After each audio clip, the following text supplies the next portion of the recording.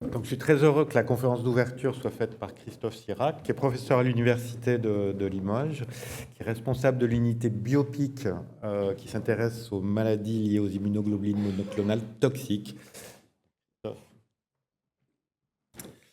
Bonjour. Ouais, voilà. Bonjour tout le monde. D'abord, je remercie les organisateurs pour cette invitation. Ça me permet d'essayer de faire passer un petit message. Je sais qu'il y a un parterre de essentiellement médecins, certains patients, et je pense qu'il manque des scientifiques qui font de la science fondamentale dans l'amylose pour pouvoir justement un peu mieux comprendre ces pathologies-là, en France et même à l'international. Donc je vais essayer de vous convaincre en quoi des fois des recherches très très fondamentales peuvent aboutir à des avancées, en particulier thérapeutiques dans ces maladies-là. Et il y a eu un hommage à Franck, je pense que c'était l'un des moteurs principaux de cette alliance justement entre la recherche fondamentale et l'appliquée. Donc voilà, c'est un bel hommage qu'a fait l'association, que je remercie justement aussi pour son encouragement via son appel d'offres de projets de recherche qu'elle fait tous les ans, qui finance aussi de la recherche fondamentale. Alors, donc voilà.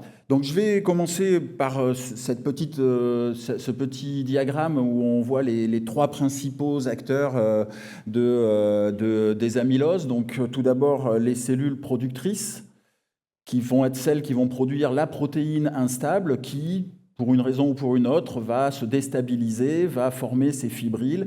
Et puis ces fibrilles amyloïdes vont alors se déposer dans certains organes et potentiellement induire une dysfonction d'organes. Donc je vais prendre étape par étape et puis je vais essayer de montrer dans chaque étape quelques exemples de en quoi la recherche fondamentale a pu aider à mieux comprendre et surtout à mieux traiter les patients. Donc je commence par les cellules productrices. Donc, dans les amyloses type TTR, type amylose A, le but clair, c'est de réduire la production de la protéine amyloïdogène, qui est en cause dans ces pathologies-là. Mais le but n'est pas de tuer la cellule productrice, puisque ce sont des cellules autrement saines. Donc, le but va vraiment être juste de viser la protéine. Donc ici, plein de nouvelles molécules ont été mises en place, les siRNA, les oligo-antisense, et puis dernièrement les CRISPR-Cas9. Donc à chaque fois, le but est de cibler les ARN qui codent pour ces protéines-là, inhiber ces ARN, ou alors bloquer, tuer le gène qui est en cause. Et donc ça marche très bien, du moins ça marche relativement bien dans les amyloses ATTR. Pourquoi ? Parce que on cible le foie. Le foie, c'est l'organe en thérapie génique, puisqu'ici ce sont des thérapies géniques, c'est l'organe qui est le plus facilement ciblable en thérapie génique. Dès qu'on injecte même un ADN nu dans un organisme en intraveineuse, ça va dans le foie et ça rentre dans les cellules du foie. Donc ça aide beaucoup et c'est pour ça que ces traitements fonctionnent relativement bien. Et l'autre avantage, c'est qu'il y a peu de variabilité dans les séquences des protéines qui sont impliquées dans ces pathologies-là. Même dans les différents variants de la TTR, finalement, à chaque fois, c'est un acide aminé qui est modifié. Donc on arrive à trouver des molécules siRNA ou ASO qui sont communes à l'ensemble des sous-groupes d'amylose ATTR.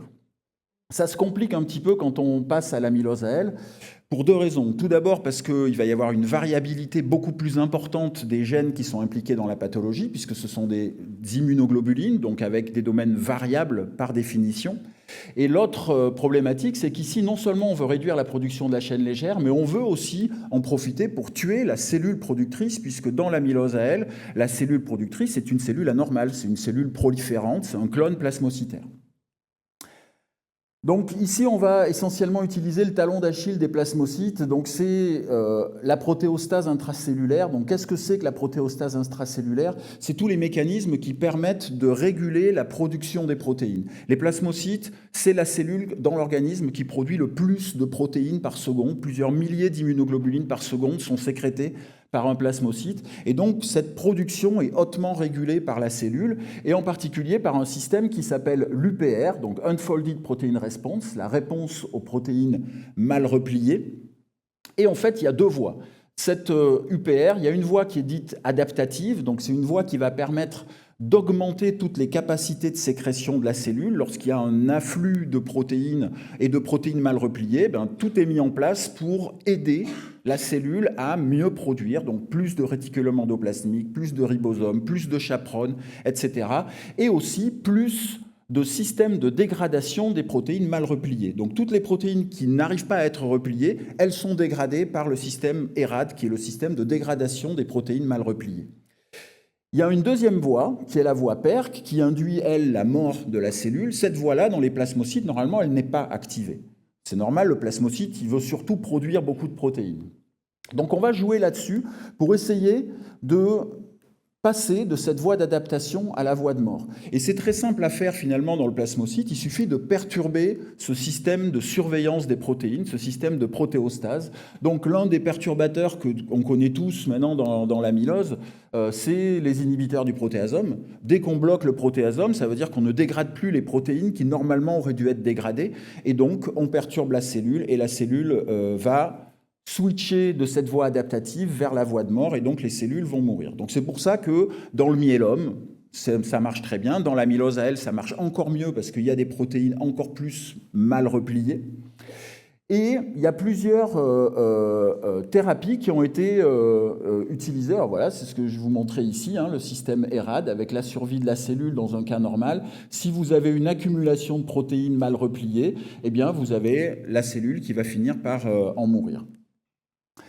Donc, il y a plusieurs études qui ont été utilisées pour essayer de jouer sur cette protéostase de manière très ciblée. Donc, le protéasome, les inhibiteurs du protéasome, ça marche, mais ça n'est pas ciblé, ça tue tous les plasmocytes, et ça n'est pas spécifique à l'amylose. Dans l'amylose, ce qu'il faut, c'est essentiellement diminuer la protéine productrice. Ce n'est pas le clone en lui-même qui est le plus dangereux, c'est vraiment la protéine que produit ce clone. Donc, il y a plusieurs études qui ont été faites. Alors, la première dont je voulais vous parler, c'est des siRNA, comme dans la TTR. Donc, le but de ces siRNA, qu'est-ce que c'était? C'était d'aller cibler la chaîne, les transcrits de la chaîne légère lambda, dans ce cas-là, qui était impliqué dans une amylose à elle.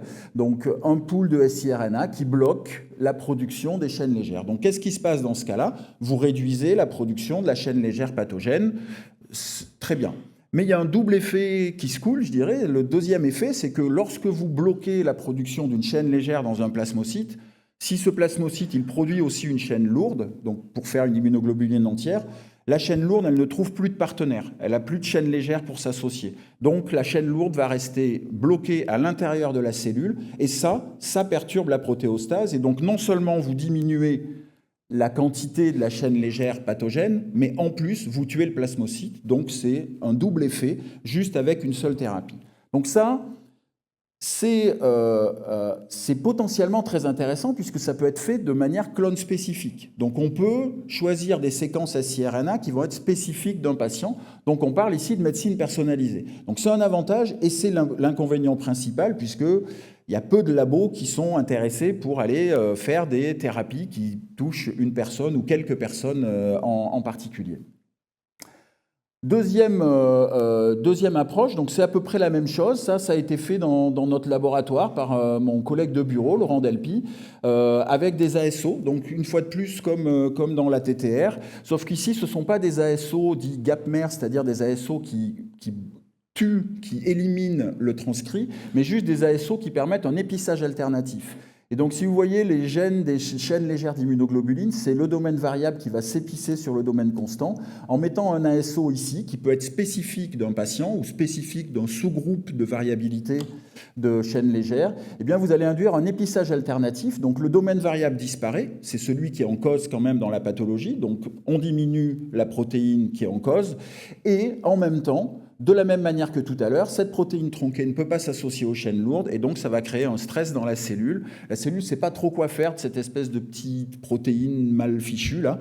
Et donc ça va tuer le plasmocyte parce que ça perturbe aussi la protéostase et donc la cellule va mourir.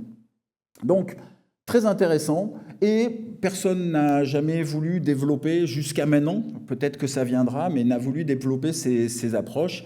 Donc la raison, elle est à mon avis très simple, c'est qu'aujourd'hui on a des traitements anti-myélome qui font très bien le travail, qui mettent les patients en rémission à 80-90%, qui donc réduisent très fortement les chaînes légères. Et donc ces traitements plus spécifiques n'attirent pas forcément les laboratoires pharmaceutiques. Peut-être qu'il faudra voir pour des patients qui ont des chaînes très toxiques, on le verra peut-être avec l'IA tout à l'heure, sur comment déterminer quelles chaînes sont très toxiques, même à très faible niveau. Dans ce cas-là, ces traitements pourraient quand même être intéressants. Je passe à la deuxième partie, la protéine en elle-même, la protéine instable. Donc en commençant par la TTR, donc la cascade amyloïde de l'amylose à transthyrétine, elle est assez bien connue. J'ai vu une petite vidéo là tout à l'heure qui passait quand je suis arrivé. Donc la transthyrétine circulante, normalement c'est un tétramère. Et qu'est-ce qui se passe lors de l'amylose? Il y a ce tétramère se transforme en dimère, puis en monomère. Ce monomère, a priori suite à l'activité de certaines protéases, va perdre sa structure et va s'agréger sous forme de fibres amyloïdes. Donc, tout ce système-là peut être inhibé. Et ce sont en particulier les travaux de Jeff Kelly. Ce sont en particulier les travaux de Jeff Kelly qui ont permis d'imaginer ces inhibiteurs-là. Donc, juste pour l'histoire, les travaux de Jeff Kelly, les premiers papiers datent du début des années 90. Voilà. Et le tafamidis a été en essai clinique en 2012 ou quelque chose comme ça. Donc, ça a mis 20 ans entre le moment où l'idée et la première cascade de la transthyrétine a été comprise et le moment où on a pu développer des inhibiteurs. Et pour ça, il a fallu avoir toute la structure de la TTR circulante, la structure de la TTR dans les patients qui étaient en train de développer une amylose et arriver à comprendre comment est-ce que cette cascade se faisait. Tout ça, c'est du travail de labo pur, fondamental, fait par même des chimistes, puisque Jeff Kelly est un chimiste à la base, même pas un biologiste. Et donc c'est vraiment du travail de pure paillasse, avec absolument aucun lien avec les patients. Il travaillait qu'avec des protéines qui étaient complètement des protéines recombinantes, aucun aspect tissulaire ou quoi que ce soit dans ces travaux-là. Mais ça a permis de comprendre la structure. Et donc ça a permis d'imaginer que si on avait des petits inhibiteurs qui se mettaient ici à l'interface de ce dimère-là, de transthyrétine, eh bien, on stabilisait le tétramère, la forme à 4 TTR, là, et ainsi, on bloque, on inhibe la cascade amyloïde, et ça, en stabilisant tous les mutants et les formes sauvages. Pourquoi? Parce que ces petits inhibiteurs-là, en fait, ils bloquent de la même manière que ce soit une forme sauvage ou que ce soit une forme mutée. Ok, donc amylose AL, bien sûr, comme d'habitude, ça se complique. Alors moi, je travaille sur l'amylose AL essentiellement, c'est pour ça que je vais en parler beaucoup, mais ça se complique forcément, puisque là, c'est le domaine variable qui est impliqué, et comme son nom l'indique, le domaine variable est variable, donc toutes les chaînes qui sont impliquées dans l'amylose AL sont finalement différentes les unes des autres, et pas uniquement par une mutation, comme dans la transthyrétine ou les amyloses héréditaires, mais souvent par un ensemble de 5, 10, 20 mutations sur la même chaîne légère qui, de concert, vont donner l'instabilité à la protéine. Donc il y a eu des années et des années de travaux, plus de centaines de papiers qui sont sortis sur des mutations qui pourraient expliquer pourquoi une chaîne devient instable et forme de l'amylose. Il y a plus maintenant de 1000 séquences qui ont été obtenues sur les patients atteints d'amylose AL, et en vrai, on n'a toujours trouvé aucune mutation commune, aucune mutation qui permette de réellement prédire si une chaîne légère va être amyloïde ou pas, et pourquoi est-ce qu'elle est amyloïde. Et c'est dû au fait qu'il y a plusieurs mutations dans chaque domaine variable. Donc ça, c'est très difficile à faire humainement. Donc, on va s'aider de l'intelligence artificielle pour ça, et c'est les travaux que présentera tout à l'heure Virginie Pascal, ce qu'elle est en train de faire avec les outils de prédiction, justement, de l'amyloïdiogénicité des chaînes légères d'amylose. Malgré tout, toutes ces structures nous ont permis quand même de trouver quelques points communs qui explique pourquoi une chaîne légère est amyloïdogène. Et ce point commun, il est beaucoup discuté en ce moment, c'est la flexibilité du domaine variable sur la chaîne légère. Donc là, je vous représente, c'est un papier qui a été publié récemment, mais c'était déjà un petit peu dans les tuyaux depuis quelques années. Ça, c'est une structure, un cristal qui a été obtenu à partir d'une chaîne légère d'un patient atteint d'amylose AL. Ça, c'est la structure qui était prédite par AlphaFold, donc par l'intelligence artificielle, qui ne fait pas tout bien comme vous pouvez le voir, puisque AlphaFold prédisait une structure en laquelle les domaines variables étaient proches les uns des autres. Et ça, c'est la chaîne légère normale. Or, dans les amyloses à chaîne légère, il se trouve que les domaines variables sont généralement plutôt écartés les uns des autres. Donc en vrai, ils ne sont pas fixes, mais ils vont plutôt se mouvoir. Ils sont relativement flexibles, dynamiques. Et cette dynamique, eh bien, en fait, ça va avoir un rôle très important parce que ça fait qu'il va y avoir une entrée possible, une accessibilité par certaines protéases pour venir cliver ces domaines variables. Et donc, si vous clivez les domaines variables, d'un côté, il y a le domaine variable qui s'en va tout seul, qui est très amyloïdogène potentiellement. Ça, on ne le sait pas en vrai, parce qu'on ne sait pas ce qui devient ce domaine variable. Mais ce qui est sûr, c'est qu'on laisse les domaines constants, qui restent dimériques parce qu'ils sont attachés par des ponts disulfures, ici, par un pont disulfure. Et ce domaine dimérique, ici, vous allez voir qu'on va pouvoir l'utiliser pour faire du diagnostic. Et c'est ce que développe Protego, qu'ils ont présenté déjà, ils n'ont pas encore publié, mais ils l'ont présenté dans plusieurs congrès. C'est un ELISA, tout simplement, qui permet de détecter cette chaîne légère dégradée. Donc ils ont développé un anticorps qui reconnaît, vous voyez l'interface ici, de ce dimère de domaine constant de chaîne légère, là, qui est normalement caché dans une chaîne légère entière. Et ça, c'est révélateur que le patient possède une chaîne légère amyloïdogène, puisqu'elle est dégradée. Et donc, on découvre ce domaine constant seul qui se balade dans la circulation. Et donc, grâce à ça, eh bien, ils arrivent à nous montrer ici, par exemple, que chez des patients normaux ou chez des patients atteints de myélome, ils ne détectent pas ce petit dimère de domaine constant. Et chez les patients atteints d'amylose AL, ils le détectent. Et je n'ai pas la diapo, mais ils ont montré que plus ils détectaient ce dimère, plus la gravité de la maladie était élevée. Plus il y avait une courbe de survie qui était diminuée. Donc ce test-là, potentiellement, va pouvoir permettre de prédire l'amyloïdogénicité d'une chaîne légère. Et ça a été obtenu grâce, une fois de plus, à des recherches purement fondamentales. Je continue avec ceci. À partir du moment où ils ont montré qu'il y avait cette flexibilité des domaines variables, eh bien, ils ont développé des petites molécules, comme dans la transthyrétine, qui permettent de stabiliser ces deux domaines variables, resserrés l'un à l'autre. Une fois qu'ils sont stabilisés, ils ne sont plus dégradés, et donc, une fois de plus, ça inhibe la formation de fibrille amyloïde. Alors, la question des inhibiteurs, des stabilisateurs dans l'AL, malgré tout, j'étais à un congrès de l'ISA il n'y a pas longtemps où ça a été beaucoup discuté. Y a-t-il réellement besoin, une fois de plus, de stabilisateurs qui vont certainement coûter très cher et qu'on va devoir donner aux patients tous les jours sous forme de capsules, alors qu'on arrive à diminuer les taux de chaîne légère de manière drastique avec les traitements d'immunothérapie qui sont utilisés pour l'AL et pour le myélome. Dernière partie, et je vais me faire buzzer dans pas longtemps, mais bon. Dernière partie, on arrive au niveau des fibres amyloïdes cette fois-ci. Donc là, il y a eu une grosse avancée dans les dernières années, c'est la cryomicroscopie électronique, qui a vraiment permis de savoir comment était formé, à quoi ressemblait l'intérieur d'une fibre amyloïde. Avant ça, voilà ce qu'on savait. On partait d'une protéine native dont on avait la structure par rayon X. Et puis, on savait qu'à la fin, on avait une fibre qui ressemblait à peu près à ça, qui était twistée, voilà, on savait un petit peu à quoi ça ressemblait de loin, mais en gros, on ne savait pas vraiment les détails, on ne savait pas exactement ce qu'il y avait dedans et comment c'était organisé à l'intérieur de cette fibre. Et c'est la cryoélectronique qui a permis de faire ça. Donc la cryoélectronique a permis, vous voyez, c'est une coupe d'une fibre, et on voit là, cette fois-ci, la chaîne protéique, et on voit comment elle est organisée à l'intérieur de cette fibre-là.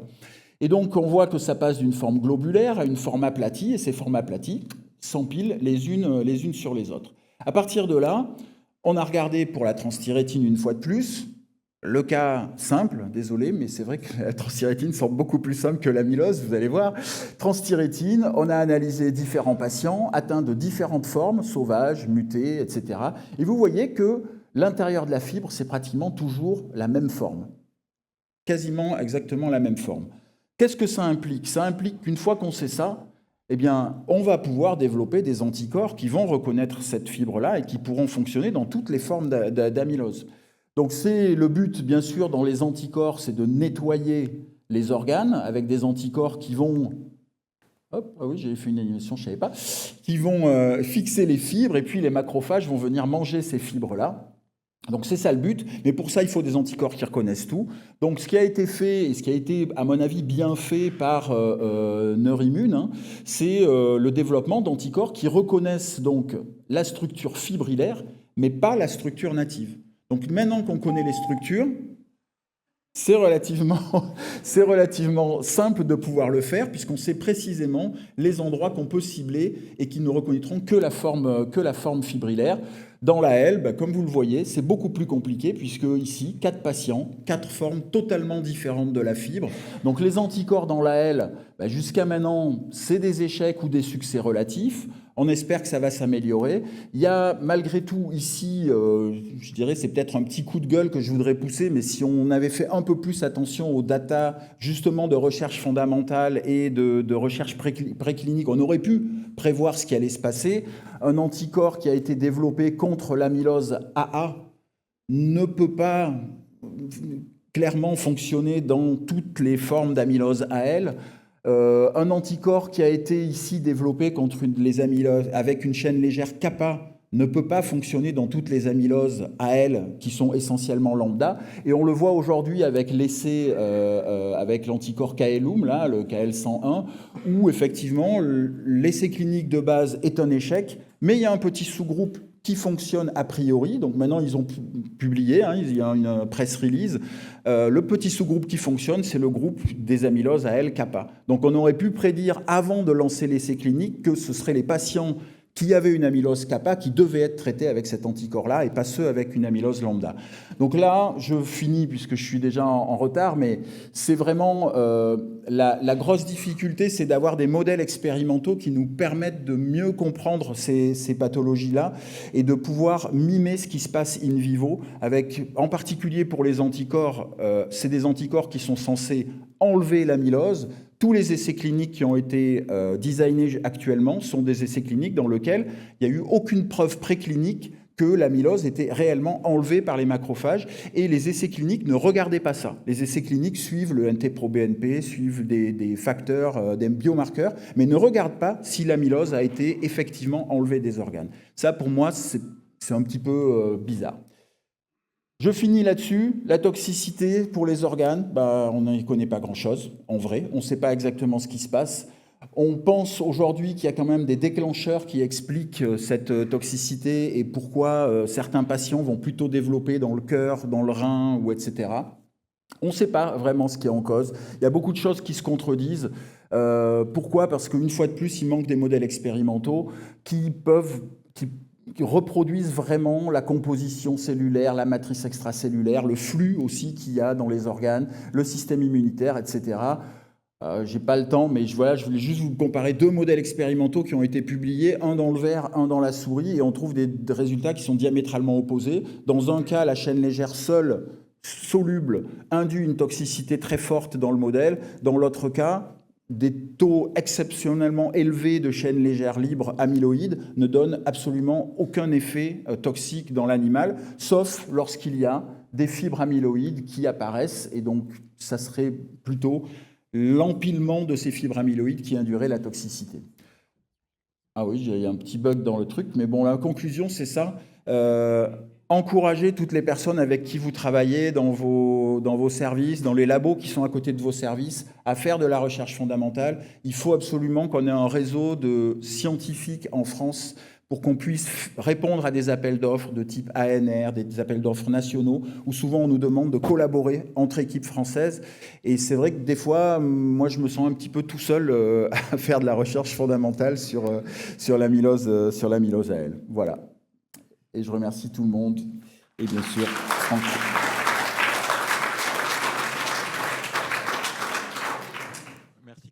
Merci Christophe pour ce super topo. J'ai bien buzzé quand même. À chaque fois, j'apprends des choses. C'est très bien. Est-ce qu'il y a des questions?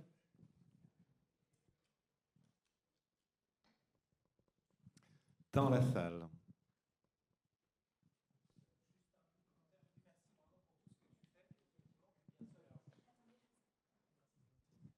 Comment on peut, au-delà de tout ce que tu montres qui est vraiment primordial et génial, c'est comment on peut faire pour améliorer les choses, en fait, et enclencher d'autres experts en recherche fondamentale et les enquiller avec le lien avec clinique que tu faisais avec Franck et que tu fais avec Franck et Arnaud. Alors, le lien clinique, c'est vrai qu'il faut arriver à trouver les scientifiques. C'est ça la principale difficulté. Nous, on était déjà en place, finalement, on avait déjà un laboratoire d'immunologie qui s'intéressait aux protéines, aux immunoglobulines mal foldées, anormales, etc., avant même que le centre de référence se crée à Limoges. Et donc, cette collaboration a été automatique. C'est plus difficile aujourd'hui d'aller encourager des chercheurs qui souvent travaillent sur des thématiques depuis des années, d'aller modifier un petit peu leurs thématiques pour se mettre sur l'amylose. Ce qu'il faut, c'est bien rappeler que des financements, il y en a. Il y a pas mal de financements. Nous, on en trouve assez facilement, que ce soit par le privé, parce qu'il y a quand même maintenant beaucoup d'entreprises privées qui sont intéressées par justement les modèles précliniques, etc., et par le public. Moi, je suis financé par l'ANR, je suis financé par la Fondation pour la recherche médicale, par l'association Amylose, bien évidemment. Voilà, c'est des financements qu'on trouve assez facilement et sur des thématiques qui sont... très franchement, l'amylose, entre il y a 20 ans et aujourd'hui, c'est à la mode, l'amylose. C'est affreux de dire ce mot-là, mais l'amylose en ce moment, effectivement, intéresse beaucoup plus de gens. Et je pense que ça peut être une motivation pour certains scientifiques qui peut-être végètent un peu sur certains sujets et qui potentiellement pourraient être intéressés pour rejoindre la communauté amyloïde. Au sein français, il faut que vous essayez. Toi, tu as essayé, je sais, je pense que tu es encore en collaboration avec certaines personnes, labos, qui font un peu de recherche fondamentale. Je pense que c'est ça qu'il faut, c'est transférer vers des labos. Au niveau international, c'est aussi important. À l'ISA, dans le prochain congrès de l'ISA, il est prévu 1h30 de sciences fondamentales sur 3 jours de congrès. C'est la première fois qu'il y a si peu de recherche fondamentale dans un congrès de l'association, du symposium international de l'amylose. Je trouve ça assez regrettable, étant donné toutes les découvertes qui ont été faites grâce à cette recherche fondamentale. Donc il faut absolument, je pense, militer pour qu'il y ait plus de recherche fondamentale. Dans l'ISA, il va y avoir, on va essayer d'organiser des journal clubs sciences fondamentales. Et je vous invite à y participer justement à ces journal clubs, vous aurez sûrement l'info. Et voilà, il faut essayer d'attirer les gens. C'est pas évident, mais il faut vraiment dire qu'il y a des financements. Et donc c'est souvent le nerf de la guerre pour les scientifiques de sciences fondamentales. Si on leur dit qu'il y a des financements, généralement ils y vont. D'autres questions? Oui, bonjour. Docteur Mathias, je suis médecin généraliste et j'ai une amylose AL depuis quelques années. D'abord, merci de faire de la recherche pour notre maladie. C'est très agréable d'entendre qu'on est à nouveau à la mode. Je fais partie de ces patients un peu compliqués. Moi, j'ai effectivement des chaînes peu nombreuses, mais très toxiques. Et on est 4 patients en amylose AL à avoir eu ce qu'on appelle une maladie résiduelle, c'est-à-dire que typiquement pour moi, j'avais dès le départ très peu de chaînes, donc le DARA-VCD a très bien marché. Et puis au bout de quelques mois, les indices cardiaques et rénaux continuent à se dégrader et on a réussi à découvrir qu'en fait la maladie était toujours active et passait sous les radars des chaînes légères. Et grâce à un myelogramme et une analyse Tempus, j'ai pu bénéficier du venetoclax qui est maintenant assez efficace, même très efficace. Je voulais vous poser la question de l'intérêt de ces analyses Tempus, qui est donc pour ceux qui ne connaissent pas une analyse de l'ARN, dans le suivi de ces patients qui échappent au traitement d'ARA. Est-ce que ça peut être systématisé à tout le monde? Est-ce que ça a un intérêt? Oui, je ne peux que dire oui, puisque c'est nous qui l'avons développé à Limoges avec Virginie. Dans le centre de référence, toutes les personnes qui passent en RCP, dans votre cas, très clairement, ont une analyse Tempus, donc une analyse de répertoire des immunoglobulines qui permet effectivement de détecter à des seuils très inférieurs à ce que peuvent détecter les analyses classiques, d'analyse sérique, etc. Donc, Oui, évidemment, il faut continuer de faire ça. La difficulté de ça, c'est que c'est un peu long, ça coûte cher. Et donc, arriver à convaincre l'ensemble des... Et en plus, c'est une analyse qui est quand même très, très, très complexe. C'est-à-dire que ce n'est pas quelque chose qui peut être transférable dans toutes les équipes, dans tous les hôpitaux français ou mondiaux facilement comme ça. Il faut une analyse bioinformatique derrière. Il faut des moyens. Là, il y a un technicien dédié 100% pour faire ces analyses-là, en plus de la validation par une clinicienne qui doit passer la moitié de son temps à valider les résultats. Donc, c'est beaucoup de travail, c'est du temps, ça coûte très cher. Et donc, c'est vrai que pour l'instant, l'utilité, c'est surtout justement pour les patients dans lesquels... voilà, la maladie évolue alors qu'on ne voit plus de chaînes légères circulantes, ou alors les patients qui, dès le diagnostic, parfois, passent complètement sous les radars parce qu'ils ont des vraiment tout petits clones, et ça n'est pas généralisé. Ça n'est pas généralisé. Et pour le suivi, alors nous, on essaye de le généraliser pour le suivi, mais c'est un peu plus compliqué pour le suivi parce que cette analyse-là n'est pas quantitative. Elle est qualitative. Elle permet de dire la protéine, enfin le gène, il est encore là, il est encore produit. Mais ça ne permet pas de dire il est produit à 1 gramme, 1 milligramme, 1 microgramme. Donc c'est difficile cliniquement de pouvoir transférer ça vers effectivement la pathologie. On ne sait pas quel est le niveau. Voilà. C'est juste un détecteur. Mais c'est vrai que c'est essentiel. Voilà. Mais je pense aussi que, pour finir là-dessus, je pense aussi que là, les outils d'intelligence artificielle, ce dont va parler Virginie, ou alors les tests ELISA qui sont développés par Protego, donc je ne sais pas la validité, hein, c'est pas publié, voilà, mais ces tests-là, potentiellement, sont importants parce que, effectivement, la prédiction de l'amyloïdogénicité des chaînes légères, c'est pas pour le diagnostic, c'est pour le suivi. Une personne qui arrive, généralement, elle est déjà malade. Elle a déjà une amylose quand elle arrive à l'hôpital. Donc, le but, c'est de savoir, est-ce que cette personne-là, elle a une chaîne légère à grand risque parce qu'elle est hautement toxique, hautement amyloïdogène, ou est-ce que, finalement, cette personne-là, si on lui réduit de 80% le taux de chaîne légère, ça y est, il n'aura plus de complications. Et ça, pour l'instant, on n'est pas encore capable de le dire, et j'espère justement qu'avec les outils d'IA, on arrivera à le dire. Il faut qu'on avance. Merci Christophe. Merci à vous.